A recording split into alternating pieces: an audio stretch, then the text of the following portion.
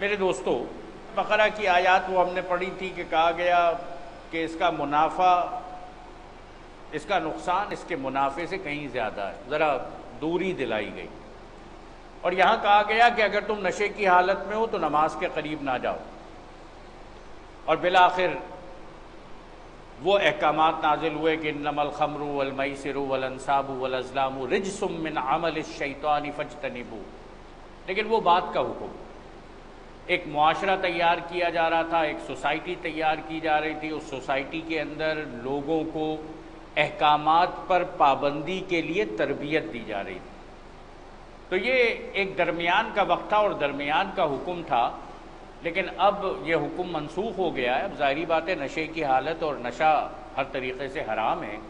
اے لوگوں جو ایمان لائے ہو، جب تم نشے کی حالت میں ہو تو نماز کے قریب نہ جاؤ۔ نماز اس وقت پڑھنی چاہیے جب تم جانو کہ کیا کہہ رہے ہو، ایسا نہ ہو کہ تم زبان سے جو کچھ کہہ رہے ہو وہ تمہیں پتہ ہی نہ ہو۔ اور اسی طرح جنابت کی حالت میں بھی نماز کے قریب نہ جاؤ جب تک کہ غسل نہ کر لو، الا یہ کہ راستے سے گزرتے ہو۔ ناپاکی کی حالت میں نماز کے قریب نہ جاؤ۔ اور کبھی ایسا ہو کہ تم بیمار ہو یا سفر میں ہو، یا تم میں سے کوئی شخص رفع حاجت کر کے آئے، یا تم نے عورتوں سے لمس کیا ہو، پھر پانی نہ ملے، تو پاک مٹی سے کام لو۔ ذرا دیکھیے کہ اللہ رب العالمین نے بندوں کے لیے کیسی آسانی پیدا فرمائی۔ وہ لوگ کہ جو عرب کے اندر سفر کیا کرتے تھے، اکثر ایسا ہو جاتا تھا کہ پانی نہیں مل رہا ہے، پانی نہیں مل رہا ہے، تو غسل کیسے کریں گے، وضو کیسے کریں گے؟ یہاں پر اللہ تعالیٰ نے دوسری چیز کی اجازت دی، وہ ہے تیمم۔ پانی نہ ملے تو پاک مٹی سے کام لو اور اس سے اپنے چہرے اور ہاتھوں پر مسح کر لو۔ بے شک اللہ نرمی سے کام لینے والا اور بخشش فرمانے والا ہے۔ پانی ہے نہیں، تم نماز نہیں چھوڑو گے، نہیں، اپنے آپ کو پاک کرو گے۔ یہ تیمم غسل کا قائم مقام بھی ہو سکتا ہے، یعنی غسل کی جگہ بھی کیا جا سکتا ہے، اور وضو کا قائم مقام بھی ہو سکتا ہے، وضو کی جگہ بھی کیا جا سکتا ہے۔ اور اللہ تعالیٰ نے آسانی پیدا فرمائی۔ مٹی تو ساری دنیا کے اندر ہر انسان کو ہر جگہ مل جاتی ہے، پانی نہ ملے نہ ملے، مٹی تو ہر جگہ ملے گی۔ اور اگر مٹی نہیں ہے تو پھر کوئی ایسی چیز کہ جس کو آگ جلا نہیں سکتی، اس کے اوپر جو خاک موجود ہے، چاہے وہ نظر نہ آ رہی ہو، وہ بھی تمہارے تیمم کے لیے کافی ہو سکتی ہے۔ اللہ تعالیٰ، بے شک اللہ نرمی سے کام لینے والا اور بخشش فرمانے والا۔ ذرا ذہن میں رکھیے گا، تیمم اس کے اندر پہلی چیز نیت ضروری ہے۔ کس لیے تیمم کر رہے ہو؟ غسل کی جگہ، وضو کی جگہ۔ اپنے ہاتھوں کو اس مٹی پہ مار کے ہاتھ جھاڑ لو۔ مٹی میں تمہیں لوت بوت کرنا کوئی مقصود نہیں ہے، بلکہ ان ہاتھوں کو چہرے اور ہاتھوں پر مسح کر لو، یہی تیمم ہے۔ بے شک اللہ نرمی سے کام لینے والا اور بخشش فرمانے والا۔ تم نے ان لوگوں کو بھی دیکھا جنہیں کتاب کے علم کا کچھ حصہ دیا گیا ہے، وہ خود دلالت کے خریدار بنے ہوئے ہیں اور چاہتے ہیں کہ تم بھی گم کر دو۔ بنی اسرائیل، اللہ تمہارے دشمنوں کو خوب جانتا ہے اور تمہاری حمایت و مددگاری کے لیے اللہ ہی کافی ہے۔ جو لوگ یہودی بن گئے ہیں، ان میں سے کچھ لوگ ہیں جو الفاظ کو ان کے محل سے پھیر دیتے ہیں، اصل جگہ کے علاوہ الفاظ استعمال کرتے ہیں، اور دین حق کے خلاف نیش زنی کرنے کے لیے اپنی زبانوں کو توڑ مروڑ کر کہتے ہیں۔ یہ کہتے ہیں سمعنا وعصینا، اور اسمع غیر مسمع اور راعینا، حالانکہ اگر وہ کہتے سمعنا و اطعنا اور اسمع اور انظرنا تو یہ انہی کے لیے بہتر تھا اور زیادہ راست بازی کا طریقہ تھا، مگر ان پر تو ان کے باطل پرستی کی بدولت اللہ کی پھٹکار پڑی ہوئی ہے، اس لیے وہ کم ہی ایمان لاتے ہیں۔ اے وہ لوگوں جنہیں کتاب دی گئی تھی، مان لو اس کتاب کو جو ہم نے اب نازل کی ہے، جو اس کتاب کی تصدیق و تائید کرتی ہے جو تمہارے پاس پہلے سے موجود تھی۔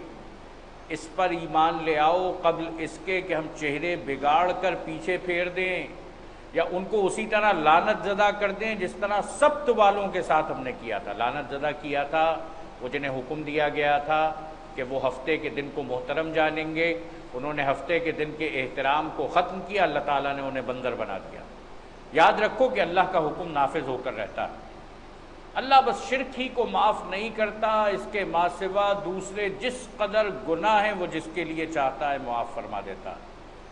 یاد رکھیے گا، شرک کا گناہ معاف نہیں ہوگا، اس کے ساتھ کسی کو شریک نہیں کرنا۔ اس کے علاوہ جو گناہ ہے، جب بندہ اللہ تعالیٰ سے معافی مانگتا ہے تو اللہ تعالیٰ بندے کے گناہوں کو معاف فرما دیتا ہے۔ اللہ کے ساتھ جس نے کسی اور کو شریک ٹھہرایا، اس نے تو بہت ہی بڑا جھوٹ تصنیف کیا اور بڑے سخت گناہ کی بات۔ تم نے ان لوگوں کو بھی دیکھا جو بہت اپنی پاکیزگی نفس کا دم بھرتے ہیں، حالانکہ پاکیزگی تو اللہ ہی جسے چاہتا ہے عطا کرتا ہے، اور انہیں جو پاکیزگی نہیں ملتی تو در حقیقت ان پر ذرہ برابر بھی ظلم نہیں کیا جاتا۔ دیکھو تو صحیح کہ اللہ پر بھی جھوٹے افطرا گھڑنے سے نہیں چوکتے۔ بنی اسرائیل اللہ تعالیٰ پہ جھوٹے الزامات لگاتے ہیں، اور ان کے صریحاً گناہ گار ہونے کے لیے یہی ایک گناہ کافی ہے۔ کیا تم نے ان لوگوں کو نہیں دیکھا جنہیں کتاب کے علم میں سے کچھ حصہ دیا گیا ہے، اور ان کا حال یہ ہے کہ جبت اور طاغوت کو مانتے ہیں، اور کافروں کے متعلق کہتے ہیں کہ ایمان لانے والوں سے تو یہی زیادہ صحیح راستے پر ہیں۔ غزوہ احد کے بعد مدینہ منورہ کے دو بڑے یہودی سردار کعب بن اشرف اور حی بن اخطب، یہ دونوں یہاں سے نکلے اور ابو سفیان کے پاس جا پہنچے، اس سے ایک ملاقات کی اور اس سے کہا کہ بھئی دیکھو اب یہ زمانہ آیا ہے کہ یہ کمزور پڑ گئے ہیں، تم کو احد کے اندر کوئی غلطی ہو گئی تم سے، ورنہ تو تم انہیں ختم کر ڈالتے۔ تو اب ایسا ہے کہ ہم اور تم مل کر ایک لشکر تیار کرتے ہیں اور ذرا ایک مرتبہ پھر مدینہ منورہ کی طرف آؤ اور محمد صلی اللہ علیہ وآلہ وسلم ان کے خلاف ایک بار تدبیر کر دو۔ کعب بن اشرف اور حی بن اخطب، حالانکہ یہ مسلمانوں کے ایک طرف حلیف بھی تھے، میثاق مدینہ میں حلیف تھے، لیکن دشمنوں کو جا کر بھڑکا رہے تھے۔ ابو سفیان کے دل میں بڑا شک پیدا ہوا، اس نے کہا کہ اچھا یہ کیسے آ گئے؟ اس نے کہا کہ اچھا اگر تم یہ بات کہہ رہے ہو تو کیا تم حبل اور عزا کے آگے سجدہ ریز ہونے کے لیے تیار ہو؟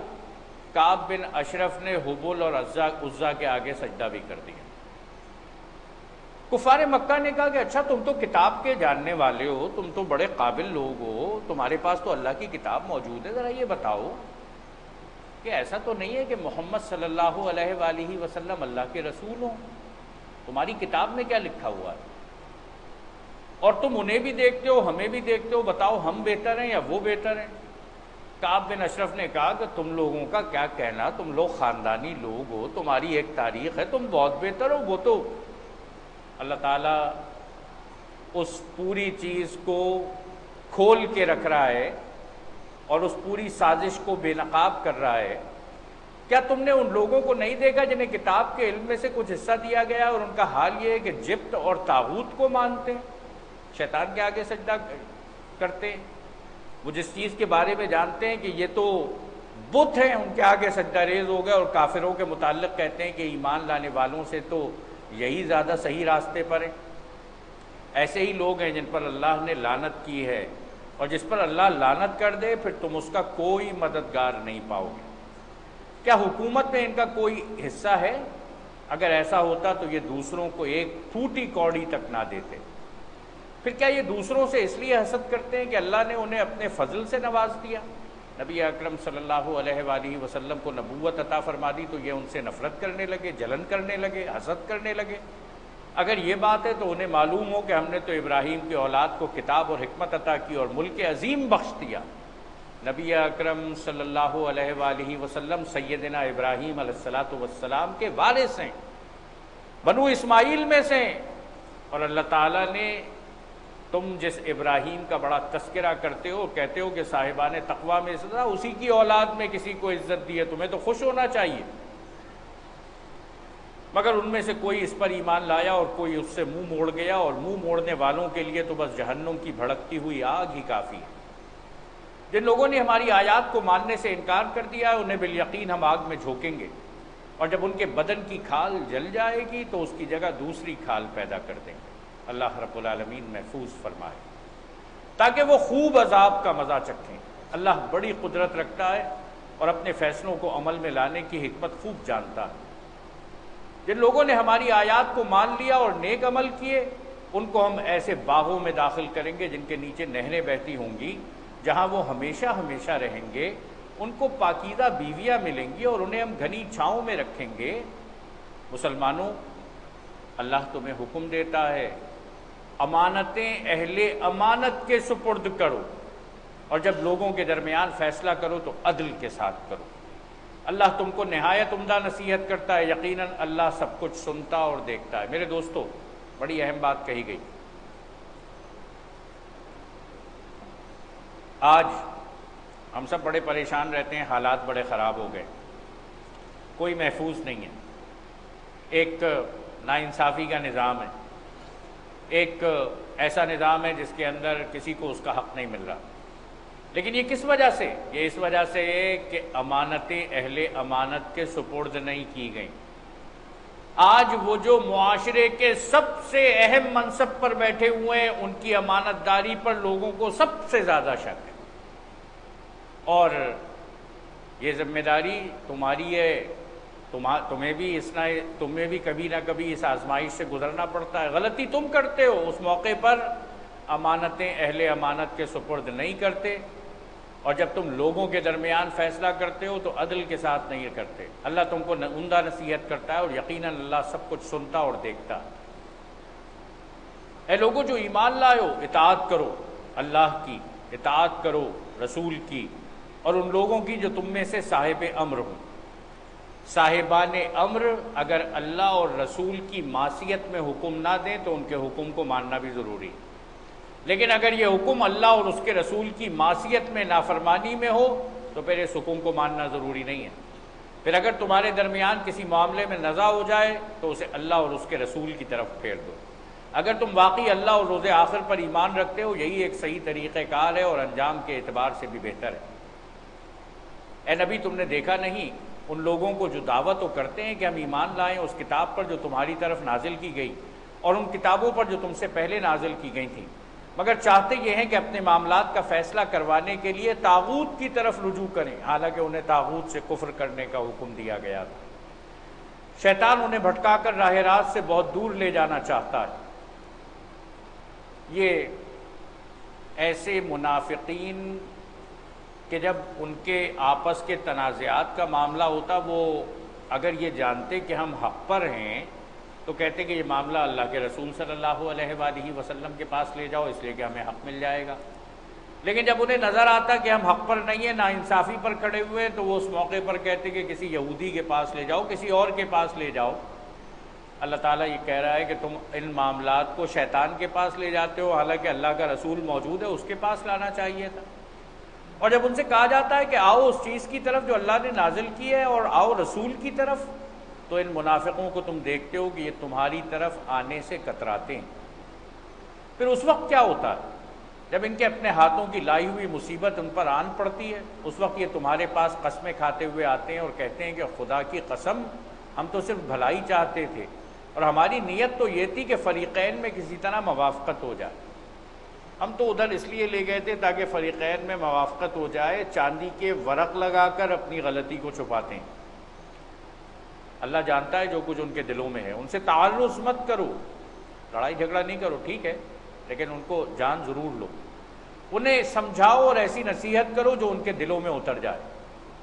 انہیں بتاؤ کہ ہم نے جو رسول بھی بھیجا ہے اور اس لیے بھیجا ہے کہ اس نے خداوندی کی بنا پر اس کی اطاعت کی جائے، صرف اس لیے نہیں کہ نماز اس کے پیچھے پڑھی جائے، روزہ اس کے پیچھے اس کے طریقے کے مطابق رکھا جائے، زکوٰۃ اس کے حکم کے مطابق دی جائے، حج اس کے مطابق کیا جائے، نہیں، تمہارے گھروں کے معاملات اور تمہارے بازار کا پورا نظام اسی کے حکم کے مطابق چلنا چاہیے۔ اگر انہوں نے یہ طریقہ اختیار کیا ہوتا جب یہ اپنے نفس پر ظلم کر بیٹھے تھے، تمہارے پاس آ جاتے اور اللہ سے معافی مانگتے اور رسول بھی ان کے لیے معافی کی درخواست کرتا، تو یقیناً اللہ کو بخشنے والا اور رحم کرنے والا پاتے۔ نہیں ہے محمد، تمہارے رب کی قسم، یہ کبھی مومن نہیں ہو سکتے جب تک کہ باہمی اختلافات میں یہ تم کو فیصلہ کرنے والا نہ مان لے۔ پھر جو کچھ تم فیصلہ کرو اس پر اپنے دلوں میں بھی کوئی تنگی نہ محسوس کریں، بلکہ سر بسر تسلیم کر لیں۔ میرے دوستو، یہ بڑی اہم آیت مبارکہ ہے۔ تم اس وقت تک مسلمان نہیں ہو سکتے اے محمد تمہارے رب کی قسم یہ کبھی مومن نہیں ہو سکتے جب تک کہ اپنے باہمی اختلافات میں تم کو فیصلہ کرنے والا نہ مان لیں۔ تم کو جب رسول ماننا ہے تو تم فیصلہ کرنے والے ہو، جو فیصلہ کرو گے تسلیم کریں گے، دل کی تنگی بھی نہیں ہوگی۔ ایک منافق، اس کا ایک یہودی سے جھگڑا ہو گیا، یہودی سے جھگڑا ہوا، یہودی نے کہا کہ چلو نبی اکرم صلی اللہ علیہ وآلہ وسلم کے پاس چلتے ہیں، وہ ہمارا فیصلہ فرما دیں گے۔ یہ منافق اور یہودی اللہ کے رسول صلی اللہ علیہ وآلہ وسلم کے پاس آئے، نبی اکرم صلی اللہ علیہ وآلہ وسلم نے دونوں کی بات کو سنا اور آپ نے یہودی کے حق میں فیصلہ کر دی۔ یہودی کے حق میں فیصلہ ہو گیا، باہر نکلا، وہ منافق کہنے لگا کہ میرا دل تو مطمئن نہیں ہوتا۔ ایسا کرتے ہیں کہ سیدنا ابو بکر صدیق رضی اللہ تعالیٰ عنہ کے پاس چلتے ہیں۔ یہ دونوں وہاں پہنچ گئے، اس منافق نے اپنا موقف بیان کیا، یہودی نے اپنا موقف بیان کیا، آخر میں یہ کہا کہ ویسے ہم اللہ کے رسول صلی اللہ علیہ وآلہ وسلم کے پاس گئے تھے، انہوں نے میرے حق میں فیصلہ فرمایا۔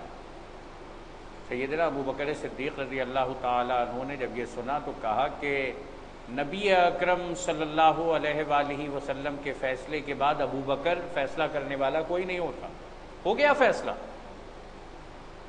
یہ منافق یہاں سے پھر نکلا، اس نے کہا کہ اچھا یہ تو انہوں نے تو کوئی فیصلہ ہی نہیں دیا، ایسا کرتے ہیں کہ سیدنا عمر فاروق رضی اللہ تعالیٰ عنہ کے پاس چلتے ہیں۔ یہ دونوں سیدنا عمر فاروق رضی اللہ تعالیٰ عنہ کے پاس پہنچ گئے، وہاں جا کر پھر وہی تفصیل منافق نے اپنی تفصیل بیان کی، اور منافق یہ سمجھ رہا تھا کہ عمر ذرا زیادہ شدید آدمی ہے، یہ میرے ایمان کی وجہ سے اس یہودی کے خلاف فیصلہ کر دیں گے، عدل اور انصاف کو سامنے نہیں رکھیں گے۔ اس کے بعد یہودی نے اپنا موقف سنایا، آخر میں اس نے کہا کہ ہم اللہ کے رسول صلی اللہ علیہ وآلہ وسلم کے پاس گئے تھے، انہوں نے ہمارے حق میں فیصلہ کر دیا، لیکن یہ مطمئن نہیں ہو رہا، آپ کے پاس آ گئے۔ سیدنا عمر فاروق رضی اللہ تعالیٰ عنہ نے کہا کہ اچھا محمد الرسول اللہ صلی اللہ علیہ وآلہ وسلم نے فیصلہ فرما دیا، اب میرا فیصلہ مانگنے آئے ہو؟ دونوں نے کہا کہ ہاں جی بالکل ایسا ہی ہے۔ انہوں نے کہا ابھی ٹھہرو، گھر کے اندر گئے، تلوار لے کر آئے، منافق کو سامنے دیکھ کر اس کی گردن پہ تلوار ماری، گردن علیحدہ کر دی، کہا کہ جو نبی اکرم صلی اللہ علیہ وآلہ وسلم کے فیصلے کے بعد عمر کا فیصلہ مانگے گا تو یہ عمر کا فیصلہ۔ یہ منافق، اس کے گھر والوں نے شور مچایا کہ یہ ایک صاحب ایمان آدمی کو عمر نے قتل کر دیا۔ اللہ تعالیٰ ارشاد فرما رہا ہے محمد تمہارے رب کی قسم یہ کبھی مومن نہیں ہو سکتے جب تک کہ اپنے باہمی اختلافات میں تم کو فیصلہ کرنے والے نہ مان لیں۔ پھر جو کچھ تم فیصلہ کرو اس پر اپنے دلوں میں بھی کوئی تنگی محسوس نہ کریں، بلکہ سر بسر تسلیم کر لیں۔ اگر ہم نے انہیں حکم دیا ہوتا کہ اپنے آپ کو ہلاک کر دو یا اپنے گھروں سے نکل جاؤ تو ان میں سے کم ہی آدمی اس پر عمل کرتے۔ یہ پچھلی امتوں کے اندر ہو چکا ہے کہ جب آپس میں ایک دوسرے کو ہلاک کرنے کا حکم دیا گیا یا گھروں سے نکلنے کی بات کہی، حالانکہ جو نصیحت انہیں کی جاتی ہے اگر یہ اس پر عمل کرتے تو یہ ان کے لیے زیادہ بہتری اور زیادہ ثابت قدمی کا موجب ہوتا، اور جب وہ یہ ایسا کرتے تو ہم انہیں اپنی طرف سے بہت بڑا اجر دیتے اور انہیں سیدھا راستہ دکھا دیتے۔ جو اللہ اور اس کے رسول صلی اللہ علیہ وآلہ وسلم کی اطاعت کرے گا وہ ان لوگوں کے ساتھ ہوگا جن پر اللہ نے انعام فرمایا، یعنی انبیاء اور صدیقین اور شہداء اور صالحین۔ کیسے اچھے ہیں یہ رفیق جو کسی کو میسر آئے۔ یہ حقیقی فضل ہے جو اللہ کی طرف سے ملتا ہے۔ عشق مصطفیٰ صلی اللہ علیہ وآلہ وسلم اللہ تعالیٰ کا انعام ہے۔ نبی کے فیصلے کے اوپر اطمینان ہو جانا یہ اللہ کا انعام ہے، یہ حقیقی فضل ہے جو اللہ کی طرف سے ملتا ہے، اور حقیقت جاننے کے لیے بس اللہ ہی کا علم کافی۔ اے لوگوں جو ایمان لائے ہو مقابلے کے لیے ہر وقت تیار رہو۔ یہ دشمن تمہارے اوپر ٹوٹ پڑنے کے لیے تیار رہتے ہیں، تم مقابلے کے لیے ہر وقت تیار رہو۔ پھر جیسا موقع ہو الگ الگ دستوں کی شکل میں نکلو یا اکٹھے ہو کر۔ ہاں تم میں کوئی آدمی ایسا بھی ہے جو لڑائی سے جی چراتا ہے۔ اگر تم پر کوئی مصیبت آئے تو کہتا ہے کہ اللہ نے مجھ پر بڑا فضل کیا کہ میں ان لوگوں کے ساتھ نہ گیا۔ اگر مسلمانوں کا کوئی لشکر یا دستہ کسی جگہ پر مشکل کا شکار ہو جائے تو یہ کہتا ہے کہ اللہ تعالیٰ نے بڑا اچھا کیا کہ مجھے بچا لیا. اور اگر اللہ کی طرف سے تم پر فضل ہوتا ہے یعنی مال غنیمت ملتا ہے تو کہتا ہے، اور اس طرح کہتا ہے گویا تمہارے اس کے درمیان محبت کا تو کوئی تعلق تھا ہی نہیں، کاش میں بھی ان کے ساتھ ہوتا تو بڑا کام بن جاتا، مال غنیمت مجھے بھی مل جاتا. ایسے لوگوں کو معلوم ہو کہ اللہ کی راہ میں لڑنا چاہیے، ان لوگوں کو جو آخرت کے بدلے دنیا کی زندگی کو فروخت کر دیں.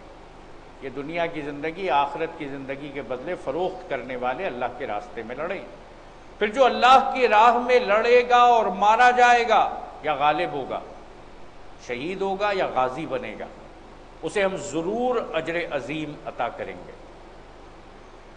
آخر کیا وجہ ہے تم اللہ کی راہ میں ان بے بس مردوں، عورتوں اور بچوں کی خاطر نہ لڑو جو کمزور پا کر دبا لیے گئے اور فریاد کر رہے ہیں کہ خدایا ہم کو اس بستی سے نکال جس کے باشندے ظالم ہیں اور اپنی طرف سے ہمارا کوئی حامی و مددگار پیدا کر دے.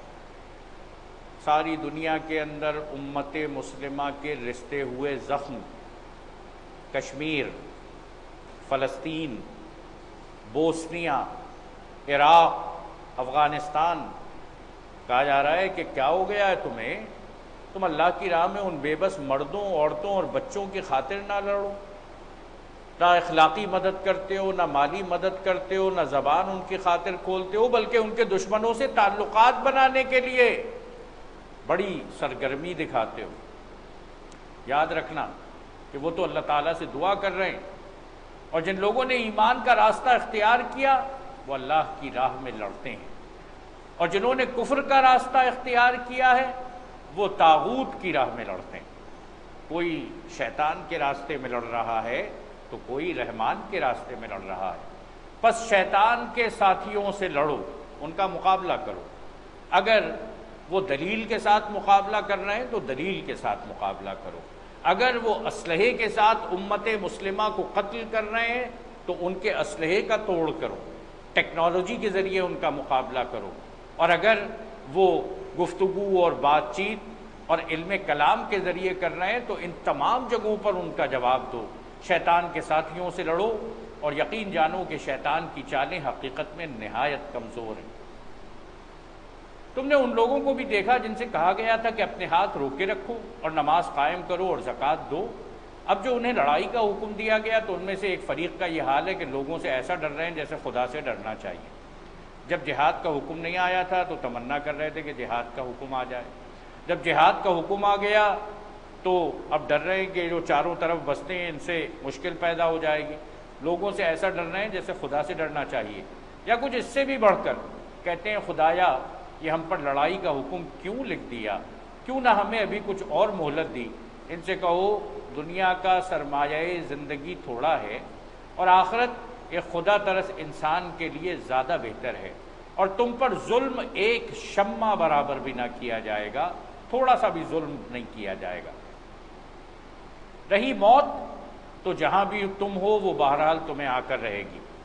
یہ صرف شہادت کی موت نہیں ہوتی بلکہ تم جہاں پہ بھی ہو جو میدان جہاد میں نہیں اترتا اسے بھی موت تو آنی ہے. اور تم کیسی ہی مضبوط عمارتوں میں ہو کوئی عمارت تمہیں موت سے نہیں بچا سکتی. اگر انہیں کوئی فائدہ پہنچتا ہے تو کہتے ہیں یہ اللہ کی طرف سے ہے، اور اگر کوئی نقصان پہنچتا ہے تو یہ کہتے ہیں یہ تمہاری بدولت، یعنی محمد صلی اللہ علیہ وآلہ وسلم پر ذمہ داری ڈالتے ہیں. کہو سب کچھ اللہ ہی کی طرف سے، فائدہ بھی اسی کی طرف سے، نقصان بھی اسی کی طرف سے. آخر ان لوگوں کو کیا ہو گیا ہے، کوئی بات ان کی سمجھ میں نہیں آتی. اے انسان تجھے جو بھلائی بھی حاصل ہوتی ہے اللہ کی عنایت سے ہوتی ہے، اور جو مصیبت تجھ پر آتی ہے وہ تیرے اپنے کسب و عمل کی بدولت ہوتی ہے. بھلائی اللہ کی طرف سے، اور آدمی جو کچھ خود بوتا ہے یہ برائی اس کی وجہ سے آتی ہے. اے محمد ہم نے تم کو لوگوں کے لیے رسول بنا کر بھیجا ہے، اس پر خدا کی گواہی کافی. جس نے رسول کی اطاعت کی اس نے دراصل خدا کی اطاعت کی. نبی اکرم صلی اللہ علیہ وآلہ وسلم کی اطاعت اللہ رب العالمین کی اطاعت ہے. اور جو منہ موڑ گیا تو بہرحال ہم نے تمہیں ان لوگوں پر پاسبان بنا کر تو نہیں بھیجا، تمہیں ان پر دروغہ یا تھانے دار نہیں بنایا گیا. تم تو دعوت دینے والے ہو اور اگر یہ تمہاری بات نہیں مانتے تو یاد رکھو کہ یہ نقصان اپنا ہی کرتے ہیں۔ وہ منہ پر کہتے ہیں کہ ہم مطیع فرمان ہیں، مگر جب تمہارے پاس سے نکلتے ہیں تو ان میں سے ایک گروہ راتوں کو جمع ہو کر تمہاری باتوں کے خلاف مشورے کرتا ہے۔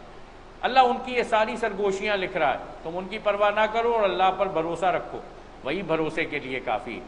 یہ منافقین اپنی الگ سے محفلیں سجاتے تھے، رات کے وقت مشورے کرتے تھے، اور نبی اکرم صلی اللہ علیہ وآلہ وسلم کو اللہ تعالیٰ اطلاع دے رہا ہے، لیکن کہہ رہا ہے کہ ان سے پریشان نہ ہو۔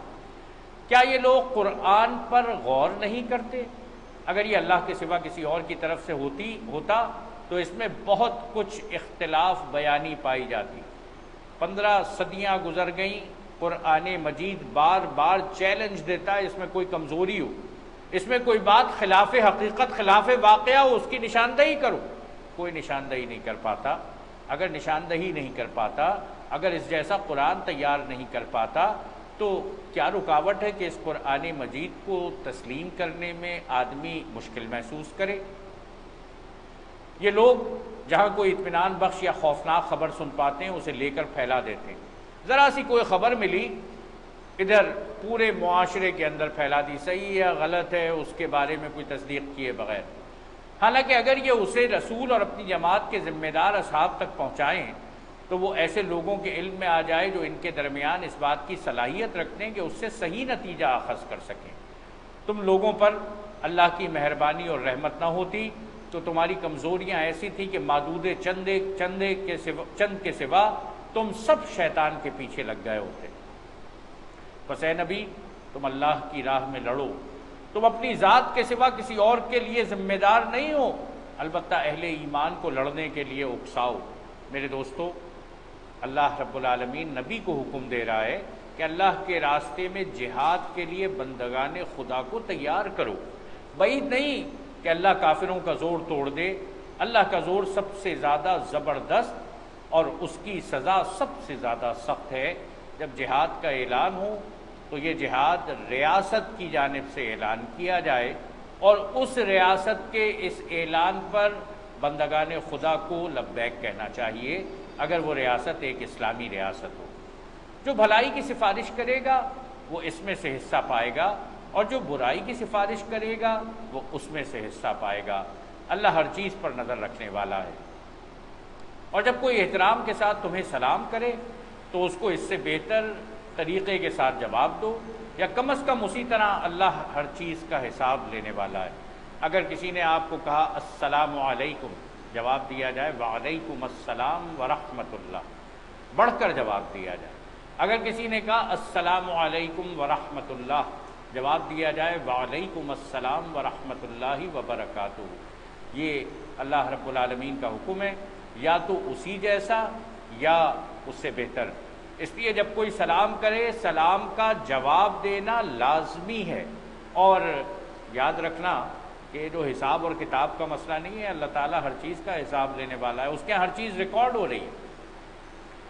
اللہ وہ ہے جس کے سوا کوئی خدا نہیں، وہ تم سب کو اس قیامت کے دن جمع کرے گا جس کے آنے میں کوئی شبہ نہیں ہے، اور اللہ کی بات سے بڑھ کر سچی بات اور کس کی ہو سکتی ہے۔ پھر یہ تمہیں کیا ہو گیا ہے کہ منافقین کے بارے میں تمہارے درمیان دو آراء پائی جاتی ہیں، حالانکہ جو برائیاں انہوں نے کمائی ہیں ان کی بدولت اللہ انہیں الٹا پھیر چکا ہے۔ کیا تم چاہتے ہو کہ جسے اللہ نے ہدایت نہیں بخشی اسے تم ہدایت بخش دو؟ یاد رکھیے گا، ہدایت دینا اللہ رب العالمین کا کام ہے۔ اے اللہ، ہم تجھ سے ہدایت کے طالب ہیں۔ حالانکہ جس کو اللہ نے راستے سے ہٹا دیا اس کے لیے تم کوئی راستہ نہیں پا سکتے۔ وہ تو یہ چاہتے ہیں کہ جس طرح وہ خود کافر ہیں اسی طرح تم بھی کافر ہو جاؤ، منافقین، تاکہ تم اور وہ سب یکساں ہو جائیں۔ لہٰذا ان میں سے کسی کو اپنا دوست نہ بناؤ جب تک کہ وہ اللہ کی راہ میں ہجرت کر کے نہ آ جائیں، اور اگر وہ ہجرت سے باز رہیں تو جہاں پاؤ انہیں پکڑو اور قتل کرو، اور ان میں سے کسی کو اپنا دوست اور مددگار نہ بناؤ۔ نبی اکرم صلی اللہ علیہ وآلہ وسلم نے مکے سے مدینہ ہجرت فرمائی، اور اس وقت کے تمام اہل ایمان نے مکے سے مدینہ ہجرت فرمائی۔ کچھ لوگ ایسے تھے جو مدینے میں مسلمان ہوئے اور واپس جا کر مکے میں بس گئے، لیکن اس وقت جو لوگ مکے میں جا کر بس گئے ان کے بارے میں یہ سمجھا گیا کہ وہ گویا مسلمان نہیں ہیں۔ ان کے لیے یہ شرط لگائی گئی کہ جب تک وہ ہجرت کر کے حتمی طور پر مدینہ منورہ نہ آ جائیں تو وہ مسلمانوں کے ساتھ نہیں ہیں، وہ کفار کے ساتھ ہیں۔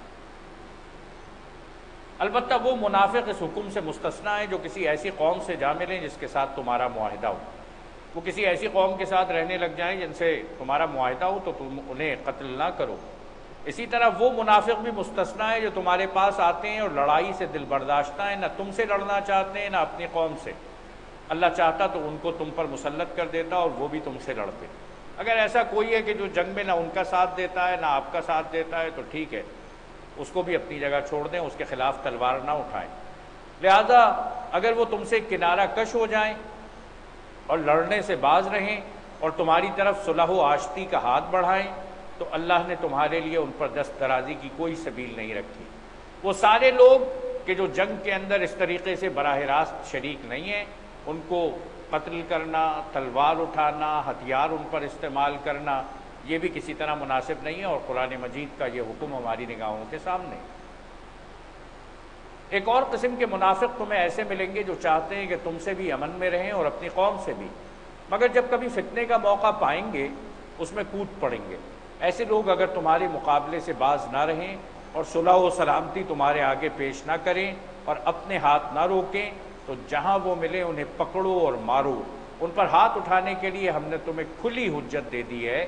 میرے دوستو، 4 قسم کے منافقین کو یہاں پر بیان کیا گیا ہے کہ جو جہاد کے راستے سے رکتے بھی ہیں لیکن ایک خاص طریقہ اختیار کرتے ہیں تاکہ ان کی اپنی جانب مامون رہیں۔ اللہ تعالیٰ نے ان 4 کے بارے میں احکامات بھی بیان فرمائے۔ کسی مومن کا یہ کام نہیں ہے کہ دوسرے مومن کو قتل کرے، الا یہ کہ اس سے چوک ہو جائے۔ قتل خطا تو ہو سکتا ہے، قتل عمد نہیں ہو سکتا۔ کوئی مسلمان کسی دوسرے مسلمان کو قتل نہیں کر سکتا۔ اور کل بھی میں نے وہ حدیث مبارکہ بیان کی تھی، فرمایا نبی اکرم صلی اللہ علیہ وآلہ وسلم کہ مسلمان وہ ہے جس کے ہاتھ اور اس کی زبان سے دوسرے مسلمان محفوظ رہیں۔ لیکن میرے دوستو، مجھے افسوس ہو رہا ہے کہ میں کس جگہ یہ بات بیان کر رہا ہوں۔ یہ ٹھیک ہے کہ میں نے یہ بات کہی تو صاحب نے مجھے یہیں پر متوجہ کیا کہ ہر مسلمان یا عام طور پہ مسلمان یہ نہیں کر رہا، لیکن میں جانتا ہوں معاشرے کے وہ گروہ جو مسلمان کو استعمال کر کے مسلمان کو قتل کروا رہے ہیں۔ آج ہمارے ایمانی جذبے کو اس قدر توانا ہونا چاہیے کہ ان لوگوں سے کہیں کہ نہیں، ہم کسی مسلمان پر ہاتھ نہیں اٹھائیں گے۔ وہ شخص مسلمان نہیں ہو سکتا جس کے ہاتھ اور اس کی زبان سے دوسرا مسلمان محفوظ نہ ہو۔ کہا گیا کسی مومن کا یہ کام نہیں ہے کہ دوسرے مومن کو قتل کرے، الا یہ کہ اس سے چوک ہو جائے۔ اور جو شخص کسی مومن کو غلطی سے قتل کر دے تو اس کا کفارہ یہ ہے کہ ایک مومن کو غلامی سے آزاد کرے اور مقتول کے وارثوں کو خون بہا دے، الا یہ کہ وہ خون بہا خون بہا معاف کر دیں۔ لیکن اگر وہ مسلمان مقتول کسی ایسی قوم سے تھا جس سے تمہاری دشمنی ہو تو اس کا کفارہ ایک مومن غلام آزاد کرنا ہے، اور اگر وہ کسی ایسی غیر مسلم قوم کا فرد تھا جس سے تمہارا معاہدہ ہو تو اس کے وارثوں کو خون بہا دیا جائے گا اور ایک مومن غلام کو آزاد کرنا ہوگا۔ پھر جو غلام نہ پائے وہ پے در پے 2 مہینے کے روزے رکھے۔ وہ آدمی خود بھی اپنی جانب سے یہ کام کرے گا کہ اللہ سے توبہ کرے، استغفار کرے، خون بہا ادا کرے، ایک غلام آزاد کرے۔ یہ اس گناہ پر اللہ سے توبہ کرنے کا طریقہ ہے اور اللہ علیم و دانا ہے۔ رہا وہ شخص جو کسی مومن کو جان بوجھ کر قتل کرے تو اس کی سزا جہنم ہے جس میں وہ ہمیشہ رہے گا۔ اس پر اللہ کا غضب اور اس کی لعنت ہے اور اللہ نے اس کے لیے سخت عذاب مہیا کر رکھا ہے۔ ایسے گروہ اگر معاشرے کے اندر موجود ہیں جو مسلمان کو قتل کرتے ہیں تو یاد رکھیے گا ایسے گروہوں کی سرپرستی، انہیں کسی بھی طرح تعاون فراہم کرنا، انہیں معاشرے کے اندر مضبوط کرنا، ذرا دیکھ لیجئے اللہ رب العالمین کی آیات۔ رہا وہ شخص جو کسی مومن کو جان بوجھ کر قتل کرے تو اس کی سزا جہنم ہے جس میں وہ ہمیشہ رہے گا۔ اس پر اللہ کا غضب اور اس کی لعنت ہے اور اللہ نے اس کے لیے سخت عذاب مہیا کر رکھا ہے۔ اے لوگوں جو ایمان لائے ہو، جب تم اللہ کی راہ میں جہاد کے لیے نکلو تو دوست اور دشمن میں تمیز کرو، اور جو تمہاری طرف سلام سے تقدیم کرے اسے فوراً نہ کہہ دو کہ تو مومن نہیں ہے۔ اگر تم دنیاوی فائدہ چاہتے ہو تو تو اللہ کے پاس تمہارے لیے بہت سے اموال غنیمت ہیں۔ آخر اسی حالت میں تم خود بھی تو اس سے پہلے مبتلا رہ چکے ہو، پھر اللہ نے تم پر احسان کیا، لہٰذا تحقیق سے کام لو، جو کچھ تم کرتے ہو اللہ اس سے باخبر ہے۔ میرے دوستو، یہ ایک واقعہ ہوا تھا، نبی اکرم صلی اللہ علیہ وآلہ وسلم نے حضرت اسامہ بن زید رضی اللہ تعالیٰ عنہ کی نگرانی میں ایک دستہ روانہ کیا تھا۔ یہ ایک اور جگہ پہنچے کہ جہاں پر ایک ایسی قوم موجود تھی جس نے نافرمانی بھی کی تھی، سازش بھی کی تھی۔ جب اس جگہ جا پہنچے کہ جن لوگوں نے کچھ مسلمانوں کو قتل بھی کیا تھا، ان کا مال غنیمت، ان کا مال بھی لوٹ کر لے گئے تھے، وہاں اسامہ بن زید اور ان کے ساتھی جب پہنچے تو ایک آدمی الگ کھڑا ہو گیا اور اس نے ان لوگوں کو مخاطب کر کے کہا، السلام علیکم ورحمۃ اللہ وبرکاتہ۔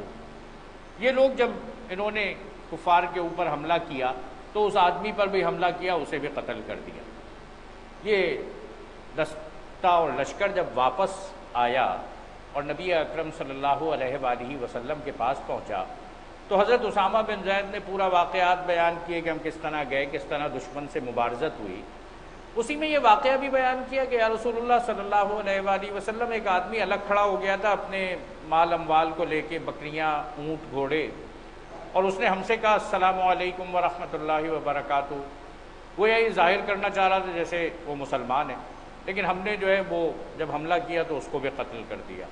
نبی اکرم صلی اللہ علیہ وآلہ وسلم نے ارشاد فرمایا، اسامہ کیا تو نے اس کا دل چیر کر دیکھا تھا کہ وہ اس کے دل میں کلمہ موجود نہیں؟ اور اسامہ یہ کام تو نے کیسے کر دیا؟ دوستو، یہ جنگ تھی، اس جنگ کے اندر جہاں پر تدبیروں میں غلطیاں بھی ہو جاتی ہیں، لیکن اسامہ بن زید رضی اللہ تعالی عنہ اس کے بعد روتے تھے، اپنے رب سے معافی مانگتے تھے، پروردگار یہ کون سی غلطی ہو گئی، ایک مسلمان کا خون میرے ہاتھ سے بہہ گیا۔ یہاں پر اللہ تعالیٰ نے اس واقعے کی جانب اشارہ کیا، سلام اے لوگو جو ایمان لائے ہو، جب تم اللہ کی راہ میں جہاد کے لیے نکلو تو دوست دشمن میں تمیز کرو، اور جو تمہاری طرف سلام سے تقدیم کرے اسے فوراً نہ کہہ دو کہ تو مومن نہیں ہے، تم کون ہو، تمہیں کیسے پتا، تم نے دل چیر کر دیکھا۔ اگر تم دنیاوی فائدہ چاہتے ہو تو اللہ کے پاس تمہارے لیے بہت سے اموال غنیمت ہیں۔ آخر اس حالت میں تم خود بھی تو اس سے پہلے مبتلا رہ چکے ہو، پھر اللہ نے تم پر احسان کیا، لہٰذا تحقیق سے کام لو، جو کچھ تم کرتے ہو اللہ اس سے باخبر ہے۔ مسلمانوں میں سے وہ لوگ جو کسی معذوری کے بغیر گھر بیٹھے رہتے ہیں اور وہ جو اللہ کی راہ میں جان و مال سے جہاد کرتے ہیں، دونوں کی حیثیت یکساں نہیں ہو سکتی۔ مجاہدین اور گھر بیٹھنے والے ایک جیسے نہیں ہو سکتے۔ اللہ نے بیٹھنے والوں کی بنسبت جان و مال سے جہاد کرنے والوں کے لیے کا درجہ بڑا رکھا ہے، اگرچہ ہر ایک کے لیے اللہ نے بھلائی ہی کا وعدہ فرمایا ہے، مگر اس کے یہاں مجاہدوں کی خدمات کا معاوضہ بیٹھنے والوں سے بہت زیادہ ہے۔ ان کے لیے اللہ کی طرف سے بڑے درجے ہیں، مغفرت اور رحمت ہے، اور اللہ بڑا معاف کرنے والا اور رحم فرمانے والا ہے۔ فرمایا نبی اکرم صلی اللہ علیہ وآلہ وسلم نے، مجاہد فی سبیل اللہ جب اللہ کے راستے میں نکلتا ہے تو کوئی آدمی اس کی نیکی کے برابر نہیں پہنچ سکتا، چاہے وہ اس وقت سے نماز کی نیت باندھ لے جب یہ مجاہد نکلا ہو، اور اس وقت تک نماز پڑھتا رہے جب تک کہ وہ واپس آیا ہو، یہ اس وقت سے روزہ رکھ لے جب کہ یہ نکلا ہو، اور اس وقت تک روزہ رکھے جب تک کہ وہ واپس آیا ہو۔ اور آپ نے ارشاد فرمایا کہ مجاہد کے گھوڑے کی لید بھی اس کے نامہ اعمال میں، اس کی نیکیوں میں شامل کی جاتی ہے۔ اللہ تعالیٰ کے راستے میں جہاد یہ ایک بہت نیکی کا کام ہے، لیکن جہاد فی سبیل اللہ، جہاد صرف اللہ کے راستے میں، ایک درست راستے میں، انسانیت کے درمیان فساد پھیلانے کے لیے نہیں، انسانیت کو ظلم سے نجات دلانے کے لیے۔ اللہ رب العالمین ہم سب کو قرآن مجید پڑھنے، اس کو سمجھنے، اس پر عمل کرنے کی توفیق عطا فرمائے۔ انشاءاللہ سورہ نساء کا یہ بیان کل بھی جاری رہے گا۔ اللہ تعالی ہم سب کو اپنے راستے میں جہاد کرنے والا بنائے، اور درست راستے میں دنیا کے اندر طاغوت کے خاتمے کی جد و جہد کرنے والا بنائے۔ اقول قولی ھذا استغفر اللہ لی ولکم ولسائر المؤمنین وآخر دعوانا ان الحمد للہ رب العالمین۔ الحمد للہ رب العالمین۔ ربنا ظلمنا انفسنا وان لم تغفر لنا وترحمنا لنکونن من الخاسرین۔ رب اغفر ورحم وانت خیر الراحمین، یا اللہ ہمارے گناہوں کو معاف فرما، اے اللہ ہماری لغزشوں کو درگزر فرما، یا اللہ ہماری کوتاہیوں کو دور فرما، اے اللہ اے اللہ اے اللہ اے اللہ جو کچھ ہم نے پڑھا اور جو کچھ ہم نے سنا، اے اللہ یہ حکایت نہیں، کہانی نہیں، یہ تو ہمارے چاروں طرف ہو رہا ہے۔ اے اللہ جو کردار تجھے مومنین کا مطلوب ہے، پروردگار وہ کردار اور رویہ ہمارا بھی پیدا فرما۔ اے اللہ قرآن مجید میں دیے گئے حکم کے مطابق ہمیں اپنے رویے کو تبدیل کرنے والا بنا۔ اے اللہ تمام بیماروں کو شفا عطا فرما، تمام بے روزگاروں کو جائز اور حلال روزگار عطا فرما، تمام بے اولادوں کو اولاد صالحہ عطا فرما۔ اے اللہ نبی اکرم صلی اللہ علیہ وآلہ وسلم سے سچا عشق، سچی محبت عطا فرما، آپ کے طریقے پر عمل کرنے کی توفیق عطا فرما۔ یا اللہ آپ کے در کی حاضری ہم سب کو نصیب فرما، روز آخرت آپ کی شفاعت عطا فرما، حوض کوثر پہ آپ کے ہاتھوں جام کوثر عطا فرما۔ یا اللہ ہماری دعاؤں کو قبول فرما۔ ربنا تقبل منا انک انت السمیع العلیم وتب علینا انک انت التواب الرحیم، وصلی اللہ تعالی علی خیر خلقہ محمد وعلی آلہ واصحابہ وازواجہ وآل بیتہ وذریاتہ اجمعین برحمتک یا ارحم الراحمین۔